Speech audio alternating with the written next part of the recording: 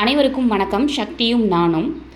இப்போ நம்ம வீட்லேயே எப்படி இன்ஸ்டன்ட் சாம்பிராணி செய்யலாம், ஈஸியான மெத்தடில் வீட்டில் இருக்க பொருள்களை வச்சு அதிகமாக செலவாகாமல் எப்படி செய்யலாங்கிறத பார்க்கலாம்.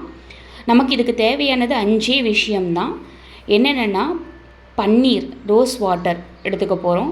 வேப்பிலை காய வச்சு தூள் பண்ணி எடுத்துக்கணும். வில்வம் இலை காய வச்சு தூள் பண்ணி எடுத்துக்கணும். ஜவ்வாது ஒரு பாட்டில் வாங்கிக்கோங்க. கறித்தூள், அதுதான் நமக்கு பேஸ்.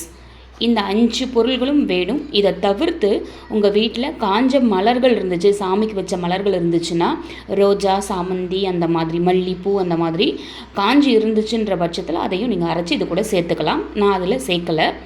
இப்போது நம்ம என்ன பண்ணணும்னா, இந்த கறித்தூளுக்கு என்ன செய்யணும், வீட்டில் கறி துண்டுகள் இருக்கும் இல்லையா, அதை நம்ம மிக்சியில் போட்டு அரைச்சோன்னாலே தூளாக மாறிடும். இதுதான் நம்மளுக்கு பேஸாக இருக்க போது.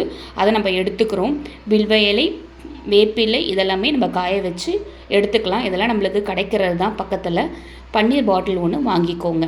இப்போ நம்ம இந்த எல்லா பொருள்களையும் வேப்பிலை தூள், வில்வம் தூள், கறித்தூள் இது எல்லாத்தையுமே சம அளவு தான் எடுத்துக்கிறோம். எடுத்து பன்னீர் ஊற்றி கலந்துக்கணும். கலந்து அது கூட ஜவ்வாதும் போட்டுக்கணும். நம்ம எடுக்கும்போது புட்டு மாவு கலக்கிறது எப்படின்னா, புட்டு மாவு நம்மளுக்கு அளவு தெரியும் இல்லையா, அந்த அளவுக்கு நம்ம அதை நம்ம பிடிச்சு வச்சுக்கணும். வச்சுக்கிட்டு நம்மக்கிட்ட மோல்டு இல்லைன்னா ஒன்றும் பிரச்சனை இல்லை. சிரஞ்சு இருக்கும் இல்லையா, அந்த மாதிரி பெரிய சிரஞ்சு வாங்கிக்கலாம். அப்படி இல்லைன்னா ஏதாவது நீட்டி டப்பா இருந்துச்சுனாலும் பிரச்சனை கிடையாது. நீட்டி டப்பாவும் எடுத்துக்கலாம். நான் யூஸ் பண்ணுறது பசங்க சாப்பிட்ற ஒரு மிட்டாய் டப்பா. அதில் நம்ம போட்டுட்டு ஒரு பக்கத்தை அடைச்சிட்டு உள்ளே அழுத்தி தள்ளிட்டு, அதுக்கப்புறம் நம்ம மூடி வச்சுருக்க இடத்த ரிலீஸ் பண்ணிவிட்டு அழுத்தினோன்னா இந்த மாதிரி வந்துடும். காய வச்சு எடுத்து வச்சு பயன்படுத்தி காஞ்சிருச்சுன்னா பல நாட்களுக்கு இருக்கும். பயன்படுத்தி பாருங்கள். நன்றி.